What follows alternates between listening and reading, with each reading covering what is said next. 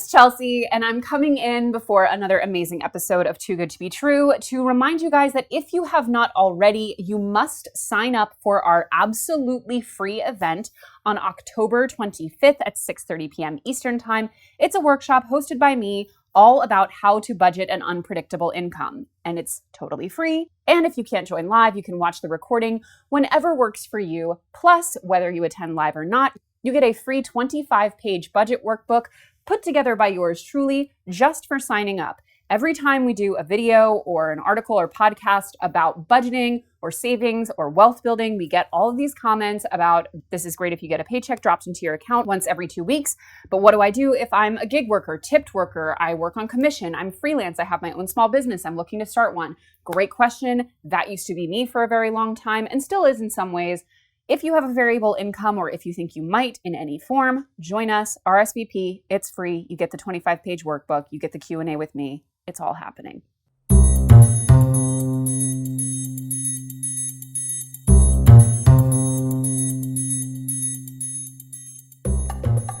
Welcome to Too Good to Be True, an investigative podcast about exposing the scams, schemes, and financial cults trying to separate you from your money.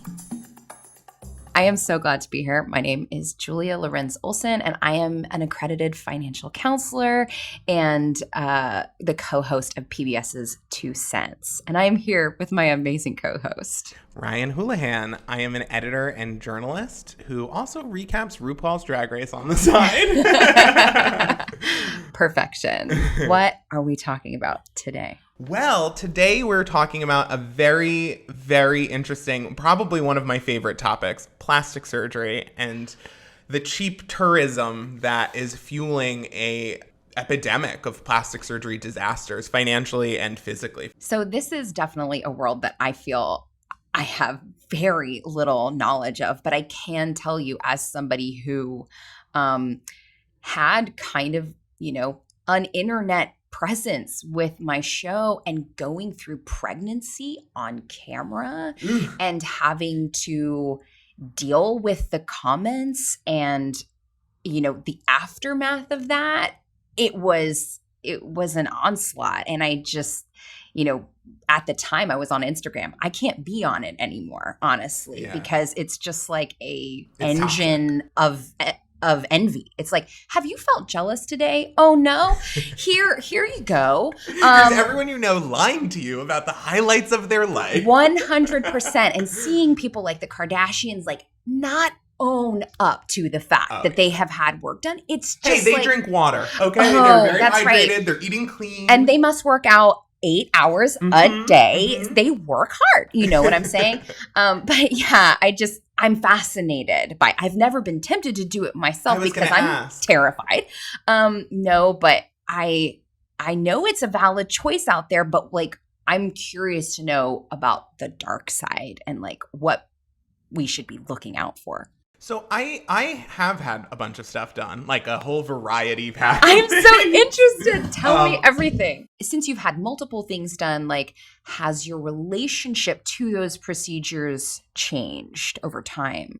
I noticed I wanted people to either like me or not, or to give me a chance that they weren't giving me, right? I had a lot of scar tissue, for example. I had a double chin that I felt like, oh, this is the thing that face-to-face people don't give me chances. Yeah. And after it was done, I had such disdain for the people I felt like were treating me differently. Yeah. And such esteem for the people that had been treating me fine and then treated me fine after. Oh, that's fascinating. So I'm curious, what have you had done? Hey, this is Editing Ryan jumping in. I realized on the day of, we got a little sidetracked in the middle of our conversation, and I wanted to jump in and just make sure that you got a super accurate, super clear list of everything that I've had done. So here that is. So I've had Botox, filler, biostimulators from Profilo to Sculptra. I've had lasers, facials, tons of prosumer at-home devices, stuff like LED masks, stuff like that. That's considered cosmetic surgery? Yeah, so that's non-invasive. Okay. Then there's invasive, where I've had a 270-degree tummy tuck, a 360-degree HD liposuction, fat transfer, and a breast reduction. So tell me, now you know I have to ask, price points. Okay, so that is where we can really get into some of these scams, because it is very expensive to get plastic surgery done in this country. But obviously, like non-invasive, like laser kind of stuff is always going to be the most affordable initially. And invasive stuff is going to be costing you way more in most instances, but you'll also in most instances be getting more bang for your buck, so to say. So I had the, no pun intended, bulk of my surgeries done in one session to reduce the cost of renting the operating theater over and over again, and to reduce the price of having an anesthesiologist and reduce all my downtime from work. So in the end, for all of my invasive things, I only paid about $12,000 for my tummy tuck, lipo, the fat transfer, breast reduction, all of which I financed with a personal loan. But that was after already getting a pretty big discount from my surgeon of choice, who, by the way, I had already selected years before this, I had wanted work from, was a fan of long-term, and did not select for any financial reason at all. But who, in exchange for his ability to use my before and after photos at his practice, and giving him a review of the service, I was able to get it down to that price. It would not have cost as a package that little. But it is still a lot of money. $12,000 is a lot of money. But I was actually really happy to do that exchange with the before and after pictures or whatever, because I actually really think that transparency is like really important for me. And like getting work done emotionally has to be as much about ridding myself of shame as it has to be about like trying to look a certain way that like I probably learned that I wanted to look and learned to idealize from society, and that I do idealize to an extent. Like I didn't want my scars anymore. And that is a totally valid choice. But in making that choice, I think I still bear responsibility to other people who had scars on their abdomen and want them removed, to be honest about what I did about it. And so while it ended up saving me money, in the long term, I'm glad that I gave away the before and after photos anyway. But at any event, I also, since then, I have had chin liposuction, which cost $7,000. And I have paid for a bunch of non-invasive stuff, which all comes at various costs. But I've never paid more than like, I think $1,600 was the most I ever paid for filler in one go. But I have had it in like individual areas over time as I've wanted them done. I think only recently have I ever gone in and had a bunch of things done Botox-wise at once. So, like, if you go and, like, get a round of Botox, for example, like, what does that cost? So a round of Botox can cost you anywhere from $200 to $400 for, like, the whole face, for the most part. Filler is where you're spending your money. Oh, so really? There are very different types of filler for different parts of the face, and they have different price points. But it's generally $600 to $1,200 a unit, and you were going to be going like a dozen units deep. Well, I was about to say, like, some of these things seem like one and done, like you go and you get the thing, and some of these things seem to take maintenance. Yes. So you are encouraged to get filler every 6 months to a year because your body does break it down. I see. Depending on the kind of filler. And this is in your face? This is in your face, or you could do filler in your neck, in your hands. If you have scars that have dimpling, you can get that filled out. Or if you have, some people have had filler done in their butts to give them a little plumping. I went for the more serious BBL option.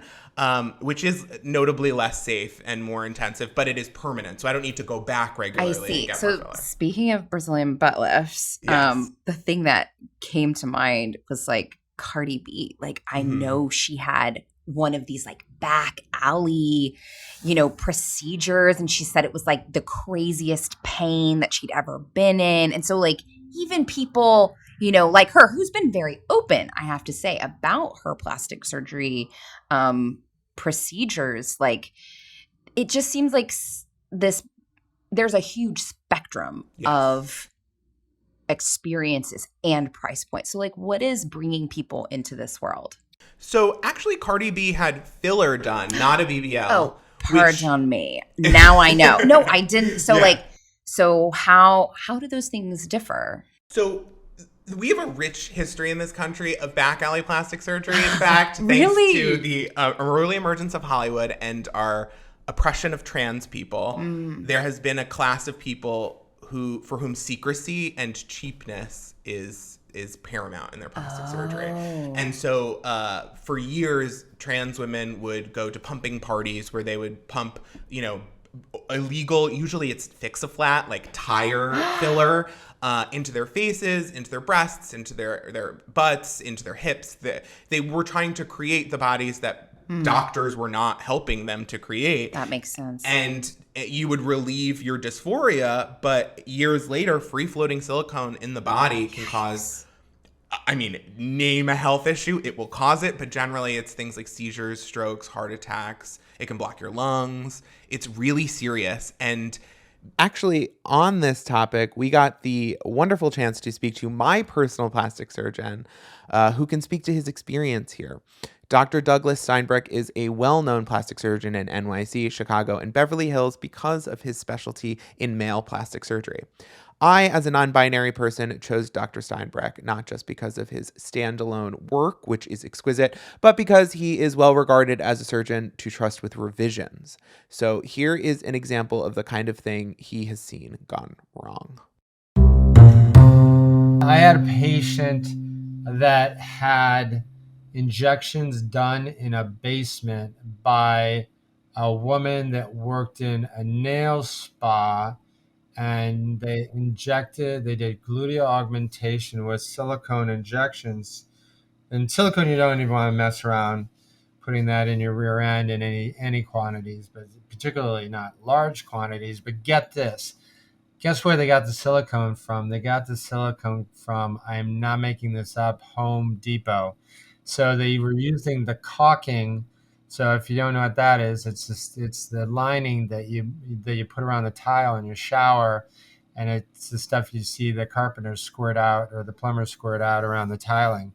And they were pumping that stuff into syringes and then injecting that into women's backsides. And I've seen it happen a couple of times where women just get these horrible infections. And it's very difficult to take the silicone out because it's just disseminated throughout the tissues, and you basically have to take it out by piecemeal. So it's very, very difficult. In the modern day, that still exists, but what also exists is a separate economy of either injectors who have maybe gotten a weekend's training session, ordering product off the internet and selling it out of their cars in parking lots. People will do this in abandoned buildings. They'll charge basically slightly more than cost, or alternatively, you can go out of the country to something that looks more like a doctor's office, but isn't, approved by the FDA. It's not, there isn't a board of U.S. plastic surgeons licensing these people.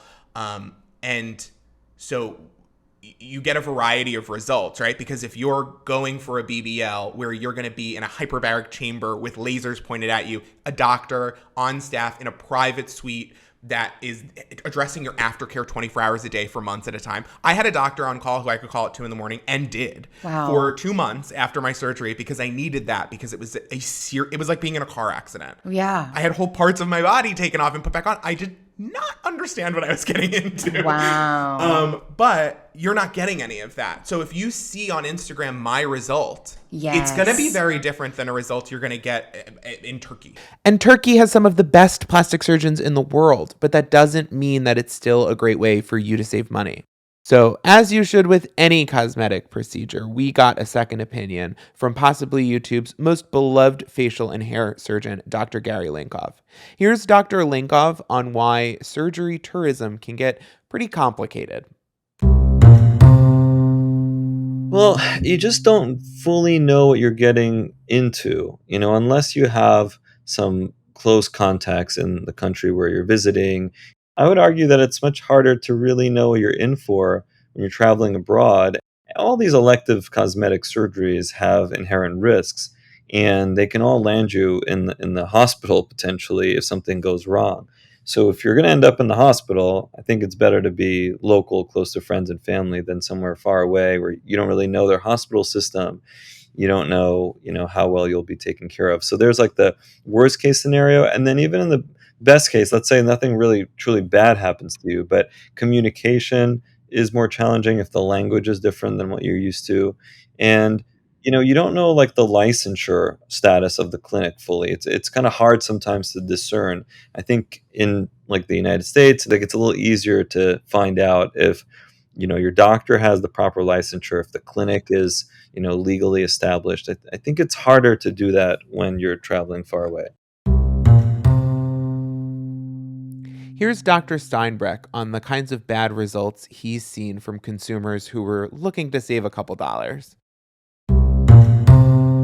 It can be bad. I've had patients that have come in that have had bad injections, like gluteal injections, like these women that have, or men, an implant. I've seen a breast augmentation go wrong, or an implant. I do male plastic surgery, so maybe a pec implant that was just tossed into a guy that is not done sterilely, or even liposuction. I've seen videos of people that do liposuction, and the assistants and the doctors are not even wearing sterile gloves. They're wearing gloves out of the box, and they're doing a liposuction on the table where the patient doesn't even have sterile drapes underneath them, and they're still in their house clothes. They're still on their street clothes. So I've seen videos of these things, and we see them in our office. People that have a bad infection, or they've had a bad infection, been in the hospital, and they come out and they have bad retracted and collapsed scar tissue that we then have to help out.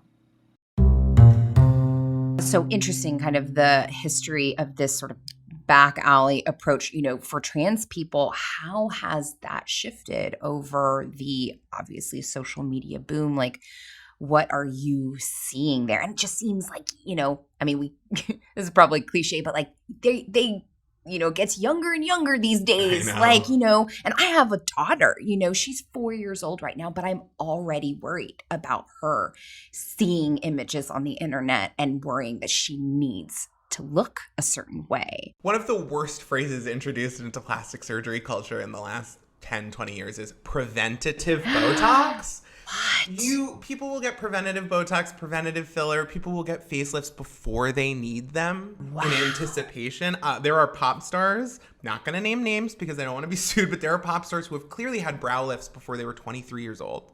And it's not only setting them up for failure, it's setting young girls, boys, everyone else up for failure, because you see these people that have not only unreachable aging standards, unreachable beauty standards, and unreachable standards of youth. Even young people don't have their eyebrows high enough to be young presenting anymore. And social media is a culture of instant dopamine release, instant serotonin. Exactly. And before and after is a really quick way.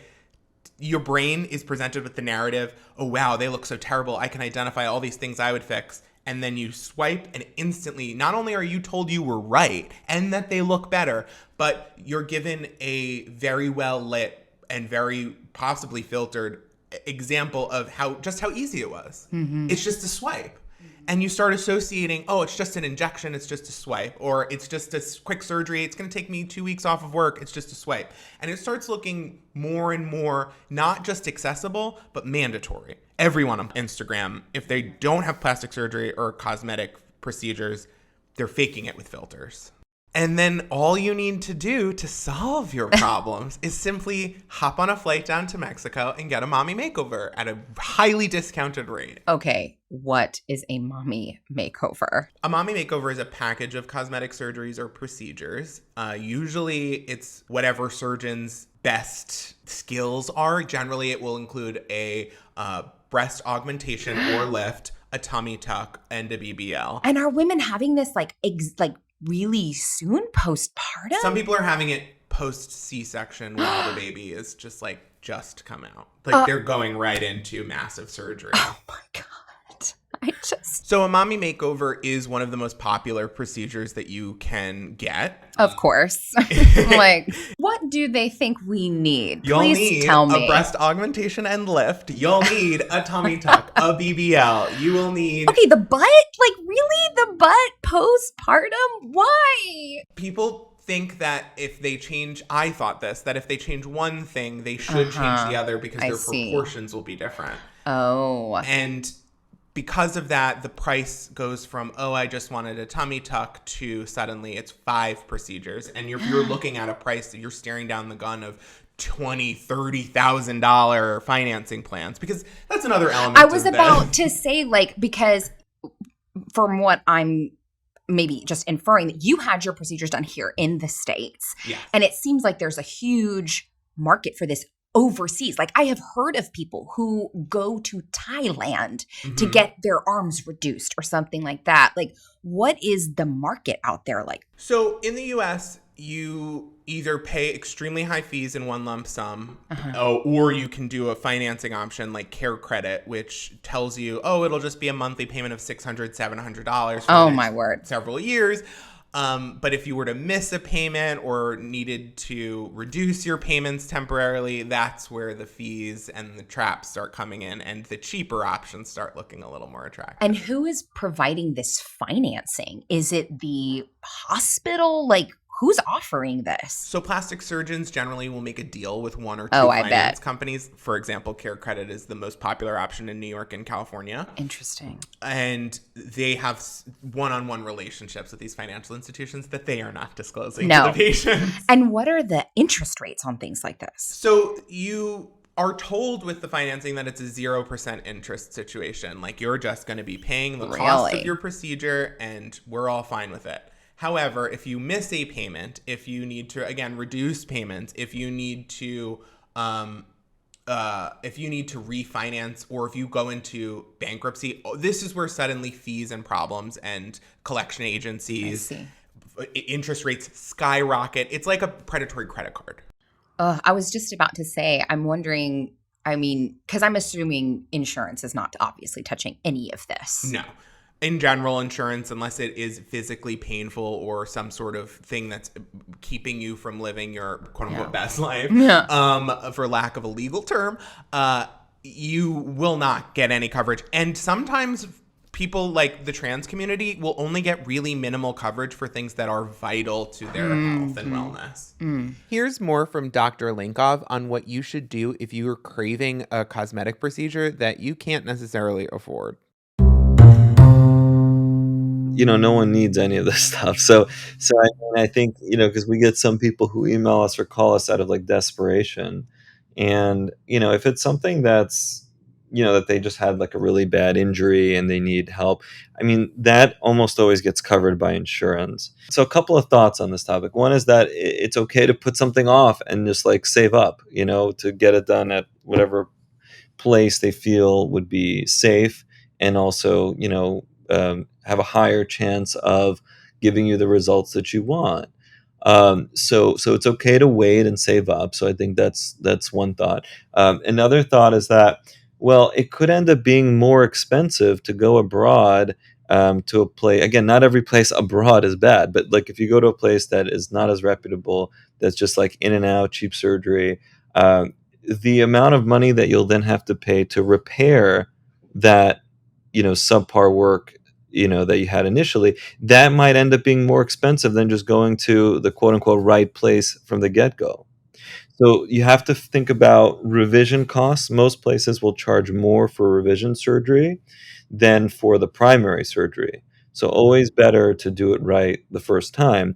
Also, because it's surgery, it's not easily reversible. So certain things just can't be reversed. So then now, not just like the cost element of it, but like it'll potentially never look like it should because of, what was done in the first place.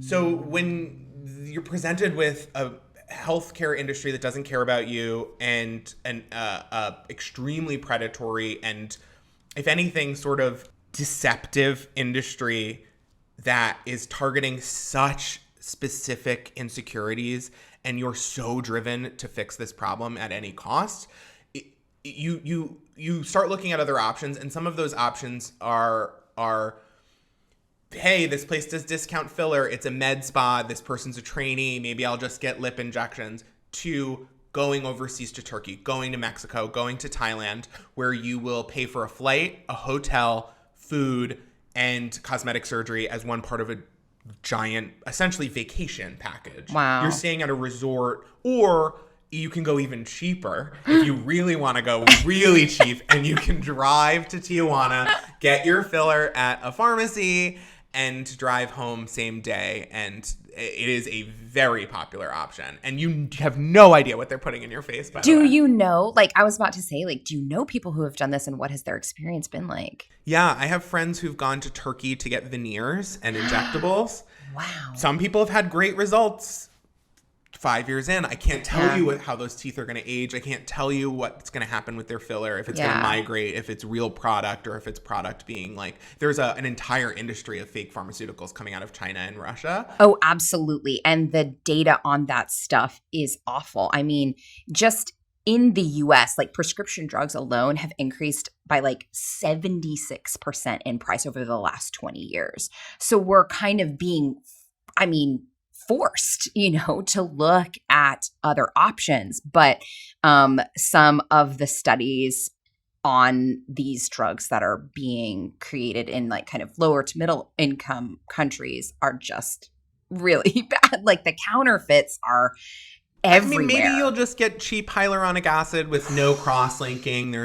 Which is when the product is improved by being warmed a bit so that it doesn't migrate, it doesn't travel around the face. You might just be getting, a temporary, harmless, but not the product you asked for. Or you might fully be getting Fix-A-Flat, and you don't know until you know. And you're going to somebody that you're trusting based off of social media reviews, friends. How are people finding these things? A lot of it is Instagram. I mean, you can go on Instagram and see Turkish veneers. I mean, the algorithm wants you to see it. It's pushing it. It will look at your demographic information and say, hey, you will really want to see this content because everybody wants to see this content. Yeah. And veneers, for example, are a perfect example of it's such a quick before and after. So explain what a veneer is to people who might not know. So a veneer is when they shave your tooth down to a little nub. And I'm just like seeing like vampire, like Bat Boy, like... Yeah, no, it's not an attractive process. There's like no going back. Like this seems like forever. They don't always shave your teeth all the way down, but that's the vast majority of the time there's going to be some shaving done to reshape your teeth because a veneer needs to cover the tooth. It can't look like horsey. I mean, it can't, but it often does. This is a forever thing. Wow. A lot of celebrities get it. Really? They shave your tooth down to a little nub, and then they take a veneer, which is a fake tooth, usually made of porcelain or some other like really hard material, and they fix it for, usually they'll give you a rating of 10 years. I just had a crown put on, and it's a similar process, and it is a 10-year period before it will fall off, or you'll just get it replaced before it falls off, but that's the life cycle. So every 10 years, you got to get all these things replaced. Yeah, so when you see celebrities, a lot of the time reality stars, this is such a weird, go with me. I watch a lot of reality TV. I have seen upwards of 10 scenes where a reality star's tooth just falls out in the middle of like they're partying or they're at a club or they're at a restaurant on a date and their tooth will fall out. I've seen Lindsay Lohan's teeth fall out on her Oprah show. Stop. There was a whole episode about Lindsay had to find a dentist in New York who could put a tooth on by the evening, and she was quote unquote running late. So there was like this crazy cosmetic dentist flown in to stick a tooth on, and that is in LA, by the way. That is a cottage industry back on the backs of bad plastic surgery. There is a cottage industry of people who will either pop on a veneer wherever you are and need it, or will fix, quote unquote, revise bad plastic surgery because people have learned their lesson. And veneers are an example of such a quick before and after that improves, quote unquote, everyone's appearance. Everybody likes white, straight, chiclet teeth. Yeah, and it looks good on everyone. You can just buy the teeth off the shelf. And that is kind of the problem too, right? Like these teeth aren't custom made for your mouth. So you'll see a lot of UK influencers for whom a flight to Turkey is very cheap, with very chiclety British teeth. Bless. And, veneers can look really good and they can be the right choice for you. Yeah. But it's an expensive procedure that you're agreeing to long-term costs. Mm-hmm. And I don't think people think about that when they're going to get a really cheapo job done. And I think the reality that I've heard from friends who've gone to Turkey and had veneers done is that it doesn't set in until your teeth are sanded down and you're sitting in the chair. So, you know what these mommy makeover things remind me of is, I know you watched the LuLaRoe documentary. Oh my God, I absorbed that thing like it's it was water. like osmosis. Just like let it seep into your marrow. It was a very unique circumstance where these women mostly women had found themselves in a circumstance where they were being preyed on for insecurities in finance. Yes. But the people preying on them quickly realized they had other insecurities that could also be preyed on in a financially lucrative way. The intersection of image and the MLM culture that's found in like pyramid schemes like LuLaRoe is, I think, especially prevalent where I live. I'm from Texas, but I remember some of these women who have made it to like some of the like top levels in these, businesses, quote unquote, that talking about the major sacrifices and the mommy guilt. I remember this. I'm like, wait a second. You're saying that we can have babies, use all these products to look a certain way, be at a certain level of health, and yet you're not with your kids. Wasn't that the whole point? Like you start out with one ask or one problem you want to solve. And a lot of the times these organizations quickly colonize other parts of your brain. Like in LuLaRoe, they started out saying, we want to, we'll create a fun way for you to have a part-time job. And then quickly it becomes, hey, did you know your body is wrong? We can fix that too. Yes. And these compound each other. And it creates what's called a sunk cost fallacy. Oh, yes. Where you start thinking. Let's talk about this. Because this is actually a really, really interesting behavioral economic term. So like, how would you describe sunk cost fallacy? It's where you've already spent some capital, whether it's time, emotion, energy, work, on something that isn't getting you results, but the amount you've already spent, you don't want to walk away and get nothing, exactly. Right? Plastic surgery can be a sunk cost fallacy all its own without any related business issues. Because if you've spent years injecting things into your face and felt, you've told yourself a story of it making you beautiful, and your aesthetic standards have shifted where your lips don't need to just be big, they need to be ginormous. And they don't need to just be ginormous, they need to be the first thing said about you, because people always talk about your lips, right? And how they're beautiful they are. So to maintain that, what if they were a little bigger? And you used to feel like you saw some sort of effect, and now it just looks normal, so let's do more. And when you've put that much time and energy into your lips, to walk away or to get it dissolved completely is just off the table, as not ever going to be an option. So I'm curious, for you personally, do you want more? Is this something that you are wanting to continue for yourself? There are things that long-term I have liked the effect of and that I will go back for. However, I have an agreement with my husband at this point that this is what my face, quote unquote, needs. This is what I needed to produce the initial change that I wanted and that I was satisfied with. Any more than that, and it's great having someone in your life to check in on this because it's very easy to convince yourself otherwise. Any more than that, let's have a really big discussion about where we are and what this is actually costing, not just in pain and money, but what it's actually costing psychologically. Yeah. Are you still paying for some of your older surgeries? I am still paying for the massive surgery that I had done on financing, and that ended up being an okay road for me so far, but I do have it hanging over my head for the next 2 years. And as we've seen recently in the news, I don't know if you've been watching, things are not stable. So I don't know where my finances are going to be in 2 years. And that reality didn't sink in until I was done with the surgery and back at my regular job and realized maybe I don't want to be at this job for the next 2 to 3 years. So my finances changed drastically. And, it's really easy also to think that you know a fixed idea of what the future is. I know, for example, I'm going to get a little bit of filler in my lip until the day I die because it really balances my bottom face out and I like it. That's and great. I'm never gonna not like it. Yeah. But it's really easy to tell myself that story, but I don't really know. 5 years, 10 years, maybe standards will change, or maybe we'll be in a post-apocalyptic Mad Max hellscape, and you'll see the magic spell wear off my face. And we'll probably watch all of this just play out via Instagram, where we'll still be watching everyone's ever-changing faces, because that kind of subconscious control and stranglehold on our brains, it literally has begun to shift how we see the human face, period. Explain. So, you look at somebody like the Kardashian-Jenner clan who have had plastic surgery. They use filters very heavily, airbrushing, boutique retouching being done by an army of people. Oh my gosh. I just see in my mind, they probably have there's a whole warehouse of people that do nothing but Photoshop. When you go on Instagram, your brain doesn't keep in mind all of those advantages. It's like there's no disclaimer. It's like there should be a little disclaimer. In the 90s when it was this music is filthy. Don't let your children listen.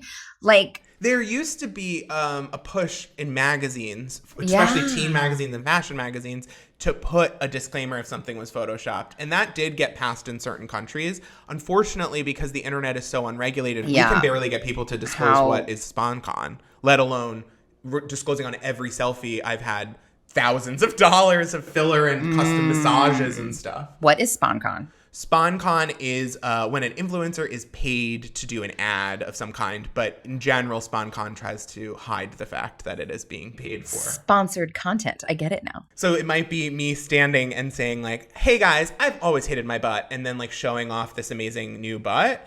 And mentioning, some workout that I'm doing without disclosing that the workout paid me. And I also had a BBL for free last year. That would be a tough influencer reality that a regular person is faced with, and they would have no clue. Yeah. The financial relationships behind this and the incentive to use filler and filters, it goes beyond just I look prettier, so this will be good for my career as an influencer. It really becomes, if you're not engaging with this culture, you're leaving money on the table. If you're an influencer and you, for any reason, focus on your appearance, say you do makeup or whatever, you could go sign up with a med spa in your area who will give you not just free treatments, but also payments per post where you talk about the doctor, you mention how great you look because of the doctor, and they'll negotiate in an opinion for you to have on social media officially. Wow. And people would have no clue. It would just be you going to your local doctor and being quote unquote transparent. And so what looks like a healthy relationship with looks and a healthy understanding of the process is in fact a wolf in sheep's clothing. And the subconscious parts of your brain slowly start to shift what is a normal face to what is a regular or average face, which is most people are getting their lips done. Most people have had Botox. If I'm seeing somebody, and I assume they have Botox, I assume they have filler, they're a reality star, they're an influencer, they've talked about it. But to me, it's not that they've had that and I'm thinking, they wouldn't normally look like this. It's I shouldn't look like this. I should have had that. Why haven't I done the thing that the successful person has done, the beautiful person? And it starts to shift your brain where, it's not enough to have abs. You have to have a sculpted 8-pack. And then it's not enough to have an 8-pack because your pecs are out of proportion, right? So you need to, and you see this in the gay community in particular because not only is there less of an open discussion around cosmetic procedures. Oh, really? Oh, no. I mean, this stuff is shut down. I only go to the gym. I only do creatine. I wear sunblock. I eat green food. So not only are these people getting procedures done in secret, they're very different procedures than other populations might get. And so you don't even know that they're on the table as things you can have done. Yeah. If you don't know that you can get your neck lifted, if you don't know that you could have your elbows lifted, you wouldn't know that that's what someone's had done because you wouldn't even know to look for it. Yeah. So you've told yourself, I have to get this stuff done. And you think, I'll get filler and I'll look like this person without realizing this person didn't just have filler and their filler isn't something that they're paying for. So what kind of procedures are we talking about, and what is the range of possible prices that they can be at? So it depends if you're in the US, the UK, or if you want to go abroad for some cheap tourist plastic surgery. Ooh. You might be paying like 10 to 20K for a mommy makeover in the US, something closer to like 13 to 18 K in US dollars in the UK. Those are comparable prices because it's a comparable experience. If you go over abroad, you could go down to 9,000, maybe $10,000, $11,000, depending on what is on your menu of what you're getting. And that price cut of, say, like almost 50%, Yeah, that's it starts huge. to look huge. And if you're throwing in a hotel package and flights, it looks like a trip. And it looks like you're getting not just a vacation and cheap plastic surgery, but a whole experience that you'll get to post on Instagram. Oh my gosh, do people post like, hey, I'm going to get a surgery like in Thailand? I've seen people who go for a surgery that, like, say you want to get a nose job and you're in the US, that's going to cost you on average $5,000 to $7,000. Most of the time for a really good nose job with, say, revisions thrown in, you're going to be paying $10,000. You could hop on a flight, and probably flight and hotel included, you could be paying $25,000 to $4,000 abroad. And then you get the whole process of like the flight, you get to stay in a nice hotel with That's a like pretty an view. experience. And by the way, let's take a beach selfie while we're at it. 100%. That's all Instagram content. And for some people, that's a really attractive thing to throw in. So, you know, a facelift that you're paying $3,200 for abroad comes with a bunch of different additives that then you might get for the 8 to 10K you might spend in the US. Some people in the US are spending $250,000 on a deep plane facelift. What's that? A deep plane facelift is where they lift the skin from beneath the muscle, move everything up all as one large piece, then remove extra skin, close everything up. And then most of the time, if you're getting deep plane, you're spending money. So then you're being put, like Marc Jacobs has openly done this. Oh. Actually been pretty transparent about it. You're being put I in remember him posting about this, and like it's like his post-surgery face, like after the fact, I think after he sort of healed up, like showed some of the images of when he did have bandages on. Do you think that's a good thing? Like, It's good to have transparency, and it is definitely superior to people getting it done and lying. But Yeah. we also need to be conscious of the fact that we are normalizing this and making it an Yeah. everyday thing like an oil change. And it is, in fact, a massive medical procedure that you should be taking as seriously as you would any other massive medical procedure. yeah. Marc Jacobs gave us a lot of insight into his process, which included a hyperbaric oxygen chamber, Wow. lasers to increase blood stimulation. He had a private surgery suite with an entire staff being pumped filled with like designer painkillers. Like it's Jeez. a very different experience than the average person would have with a facelift. But something tells me that if you're doing this overseas, that like, you know, I would be afraid of like infections, and like, how do you know that this is not just going to blow up on you after you go home? Like, I mean, what's interesting is that an overseas experience looks more like a Marc Jacobs experience Really? than a, you know, I'm going to go to a surgeon in my local city who has good reviews on Google, because you're like, oh, well, I'm getting the surgery suite. So that it must be the same experience Marc Jacobs is getting. But if you go with this cheaper experience, you are saving your money by saving the clinic or the doctor a ton of overhead in the form of extra safety checks, board approval, you know, name brand drugs, or even just generics that are made in both reputable sources. And the effects of this can be devastating. You can go from a complete medical failure, which includes like infections, skin falling off, scars healing wrong. Painful. Some people's skin is so tight they can't move their jaw because it was done inexpertly. And then you not only are you living like with a disfigurement now and the emotional fallout of that, you've also paid a bunch of money, likely all you had, because you felt the need to save money on this. And now you're going to have to get revisions and extra medical follow-up, which may not be covered by insurance, in order to even salvage what's left of your appearance and your finances. And so people will find themselves not just in US plastic surgery debt, but their abroad plastic surgery debt and the flights and whatever else. as a big giant lump sum. And we haven't even talked about the amount of time people have to take off of work and parenting. I was about to say, I mean, the investment of money is one thing, but the investment of the time it takes, like I'm just thinking, just having a baby and the amount of time I truly needed to recover. And I didn't even have a C-section, which, by the way, is a major surgery too. That's another thing that's like, no one talks about how intense, like, organs are literally taken out of your body. And you just think, it's just a little, like, slit and then the baby comes out. No, that's not what it's like. I had a tummy tuck, which is a similar procedure, and I took a month off of work. Wow. 2 months really before I could function in my day-to-day life without assistance, and 6 months before I felt like a person who could go on a run or trip and not panic. Yeah. And that is not a realistic amount of time for the average person, especially someone who might be in other kind of financial constraints. I mean, I think about those LuLaRoe women, and I think you've got a quote-unquote small business, it's not, on your hands, creating a giant financial problem for you. Or even if you're at the top of it and it's benefiting you, it's creating a huge amount of chaos and drama in your personal life and below you. But you've got likely family obligations, which is why you took that business opportunity in the first place. Then you've got surgery and your own emotional reaction to your changing appearance. It's an overwhelming traumatic experience. Absolutely. And we're not even discussing the mental health care costs associated when something goes wrong in a plastic surgery procedure, because the kind of body horror you would feel if you, think about the level of betrayal. I felt betrayed when I got stretch marks naturally. Really? The body betrayal I would have felt if something had gone wrong with my tummy tuck. Like, I had worked this hard. I'd spent all this money. I'd waited this long. The emotional fallout from that could take you years to pull apart. And that isn't free either. All of this is a really expensive, huge life choice.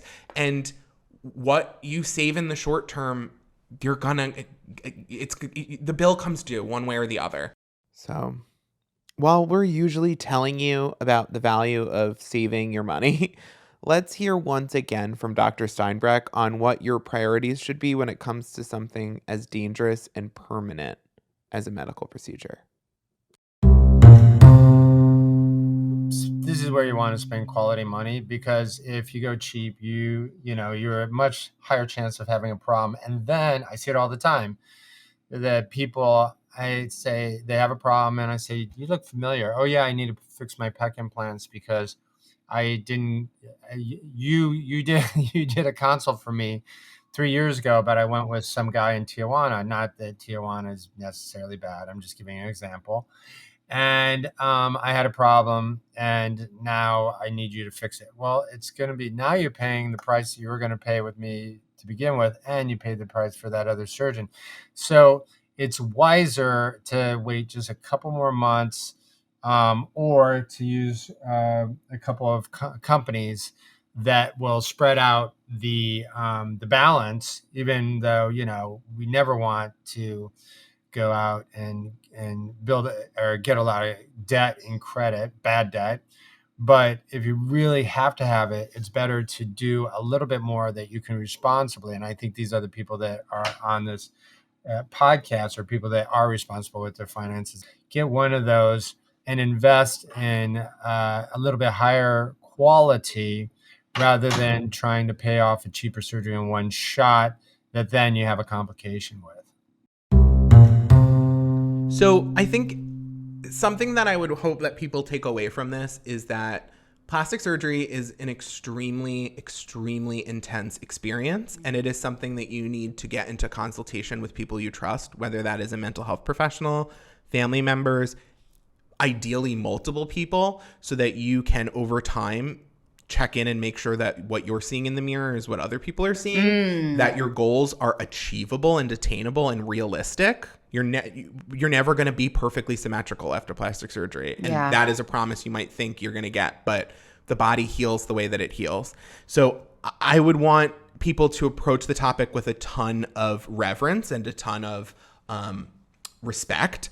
But I would also hope that people walk away with the understanding that even though girl boss style feminism told us for a really long time that self-objectification was feminist because it's you doing it and Yeah. it can create a profit and it puts you in the driver's seat, to have some skepticism even for the things that you think are empowering, because at the end of the day, if you're paying someone for a product, there are people trying to take advantage of you, even if it's just a receptionist trying to upsell you. Absolutely. Everyone in that experience looks like a doctor and they are a salesperson.